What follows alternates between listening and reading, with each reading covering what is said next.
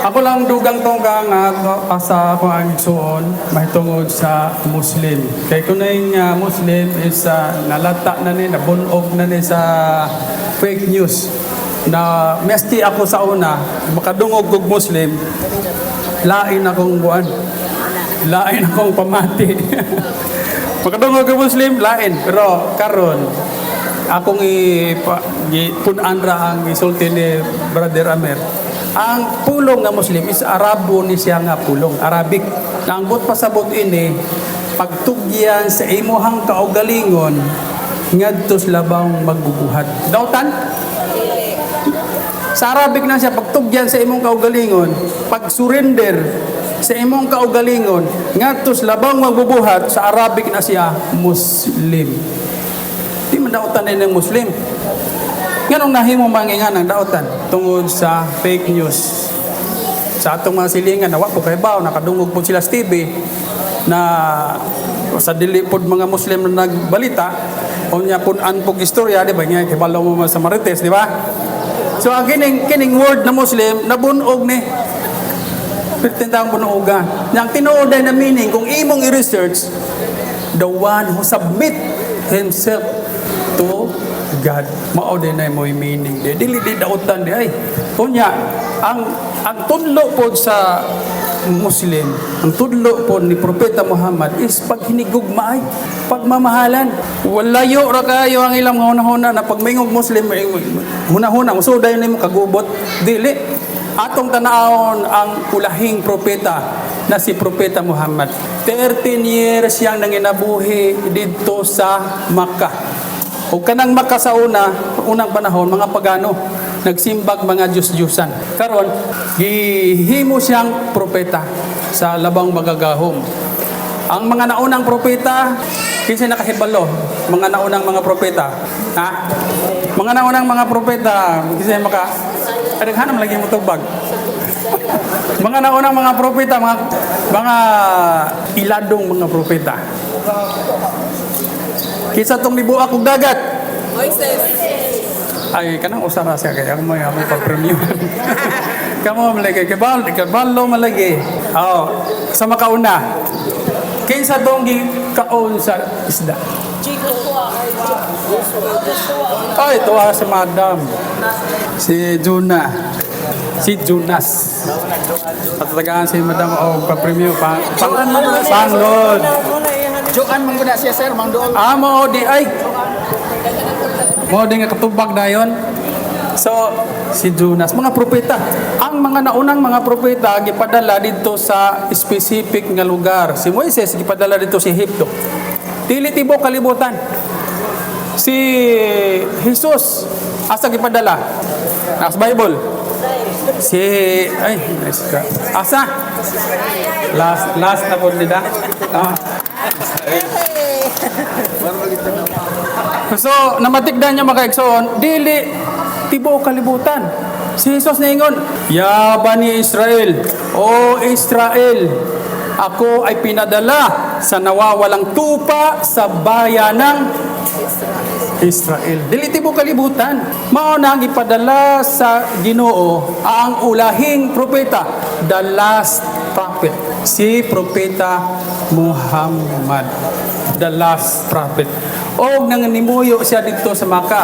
Og gihimo siyang propeta, sa dihang gihimo siyang propeta, idaog-daog na siya sa mga tao. Tingana man ang mga propeta sa una, si Jesus, di ba? Ilang gustong patyon. Si Moises gusto pong patyon. Maupod si Muhammad. 13 years gidaog-daog gipamatay ang ubang mga mga bagong Muslim. Wala sila asawaha, kung magtinda sila dili palitan. Unya ang uban gidunggab sa kinataw, lamin ng mga babae. Gidaog-daog 13 years. Kung kita na imo tutok sa imo ha, gikas tiil hantod sa timong naw. Unsa imong bation? Wala ka abot og 13 years, wala ka abot og minuto. Musumbong na kang kap na lagi nitutok na ko. Gikas tiil hantod sa kuan. Masuko na ka. Pero si Propeta Muhammad 13 years nagidaog-daog. Pagkahuman na ningon na ang Ginoo. o Muhammad balhin na dito sa Madina. Sumara na gitawag og hijra. Diha na tao po dag hijri kalendar. Na may Gregorian calendar, Enero, Pebrero. Sa Islam po, doon na po yung kalendar. Yung gitawag og hijri. But pasabot na pagbalhin ni Propeta Muhammad, diha nagsugod ang kalendar sa Islam. Pagbalhin, dito, 13 years, unya pag-abot dito sa Madina, niingon si Propeta Muhammad, Ya ayuhannas, Absus salam, wasillu arham, wa tu'imu ta'am, wasallu bilayni, wa nasu niyam, tadkhulul jannata bisalam. Niingon na si Propeta Muhammad, kung sa'y pasabot ato, dirinhin ninyo makita mga kaigsuunan, kung dautan ba ang katudluan sa Islam. Kaya ang normal nga tao, kung ikaw gidaog-daog dito, nikabot nimo dito, ngayon yung kagtabang. Tabang ko giaway, gidaog-daog ko dito. Atong sulungon. Pero ako sa tubag ni Propeta Muhammad, Ya ayuhan nas, Absus salam. O sang katauhan, ipalaganap ninyo ang kapayapaan. Absus salam. Mabuto ng mga Muslim, Assalamu alaikum. Absus salam. Ingon ang propeta, ipalaganap ninyo ang kapayapaan. Wa at'imu ta'am, pakana ang mga gutom.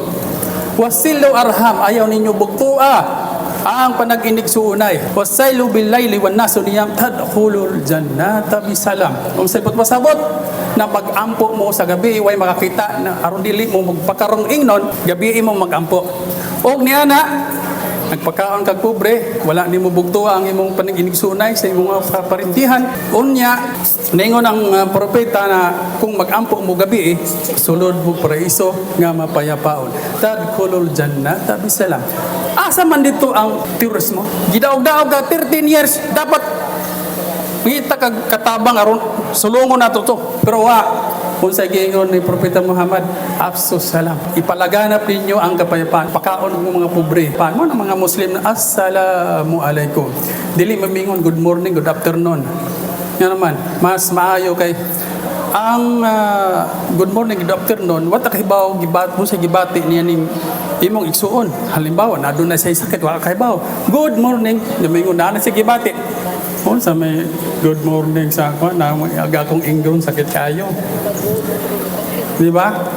So kung maingon kag Absus, assalamu alaikum, kana siya di sa gamito na sa mga Muslim, dili lamang na siya pagbati, dili na siya pag-abi-abi, kundi pag-ampo nga ikaw makabaton unta ka og kalinaw.